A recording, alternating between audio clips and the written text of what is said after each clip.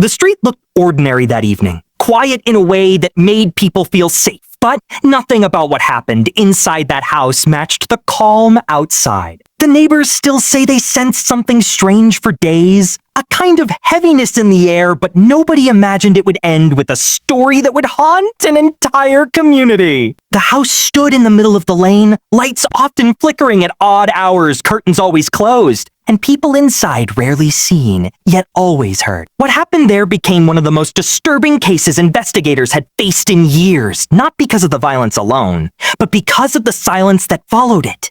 The family living there was known to be quiet. A mother, a father, 2 children, and an elderly grandmother who rarely left her room. People had seen the kids play in the yard months before, but that stopped suddenly.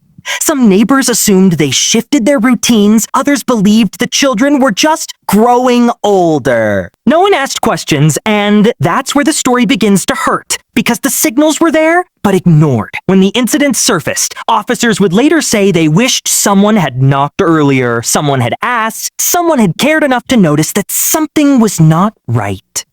It all started when a delivery boy rang the bell 4 times and got no answer. He left the package at the door, took a picture, and walked away. But something about the stillness inside bothered him. He told his supervisor that he felt something was wrong. That supervisor ignored it.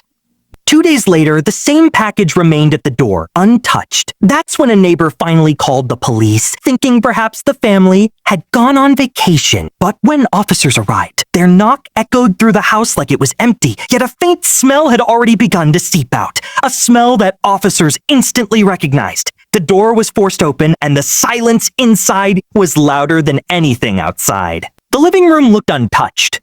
Magazines on the table, TV remote neatly placed, family pictures still smiling from the frames. It was the kind of scene that made the officers' stomachs twist, because the calmness meant they were not dealing with a robbery. They were dealing with something far darker. What they found first was the grandmother lying peacefully as though asleep, except her skin had lost all color, and the room temperature made it clear she had been gone for days. No signs of struggle, no overturned furniture, nothing to suggest a break-in. The officers' flashlights moved slowly, and every corner of the house seemed too quiet, too perfect, too staged. But the deeper they went, the more the atmosphere changed. Inside the children's room, 2 small beds were neatly made, toys arranged carefully, clothes folded on the table. It looked untouched, but the officers felt that something about the room was wrong. One officer opened the closet, and that's where the discovery tightened the entire team's breath. The 2 children were found inside, their faces calm, almost peaceful, as though they had been put to sleep. No bruises, no fight, no screams. They were simply gone. And that detail unsettled even the most experienced officers. The horror escalated when they entered the master bedroom. The father lay on the floor, the mother beside the bed. Both had marks that told a different story than the rest of the house. Unlike the grandmother and the children, the parents looked like they had tried to fight something. Or someone. Their hands were scratched, the sheets disrupted, and the father's last position suggested he had tried to crawl out of the room. The mother's expression froze in a way that made officers look away. The biggest question was how a family of 5 could be gone without a single scream heard. No sound, no broken window, no trace of an intruder. It felt impossible. Investigators dug into every corner of the home searching for answers, but the medical reports later revealed something that shocked everyone. The entire family had been poisoned, slowly, silently over a long period. But the twist came when they tested traces found in the parents' room. Their poison levels were far higher than the others, meaning they were targeted deliberately.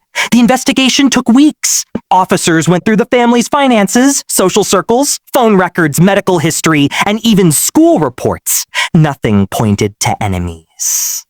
They were simple people living a simple life. No threats, no debts, no suspicious behavior. What investigators didn't know, at least not yet, was that the truth had been hiding inside that house long before the police ever entered. It was discovered when officers checked the basement, a place the neighbors said was rarely used. The door was jammed, as though someone had tried to block it from opening. When they forced it open, they found notebooks, thick, filled with shaky handwriting, pages and pages of tightly written sentences from the grandmother. What looked like a diary started to unravel the family's hidden nightmare. The entries revealed that the grandmother believed the house was cursed, that someone or something was watching them. At first it seemed like rambling, but the dates lined up disturbingly well with the family's changes in behavior. She wrote about hearing footsteps at night, seeing shadows move, and about the mother complaining of headaches that got worse every day. She mentioned the children having nightmares and the father refusing visitors. She wrote that the family was sick, that something inside the house was poisoning them, and that the parents were trying to escape it. She wrote that she feared she would not see the next morning. That was the last sentence in the book. But the biggest shock wasn't the diary. It was the forensic discovery that the poison had come from the house's own water supply. Someone had tampered with the filtration system in a way that only a person living inside would know how to access. But there was no sign of a sixth person, no outsider, no forced entry, nothing stolen. The investigation ended with no definitive culprit. Some believe it was the grandmother losing her grip on sanity. Others suspect the father, overwhelmed by financial pressure, though there was no proof. A few officers even believed the house had something to do with it, not in a supernatural sense, but in the way an old, poorly maintained structure can hide toxic dangers. What remains is a house that still stands empty, with people crossing the street rather than walking in front of it. The story of that home became a warning that sometimes the worst tragedies happen quietly, behind closed doors, without a single scream. And the most frightening part of this case is simple. Everyone was home, yet not a single soul made it out alive.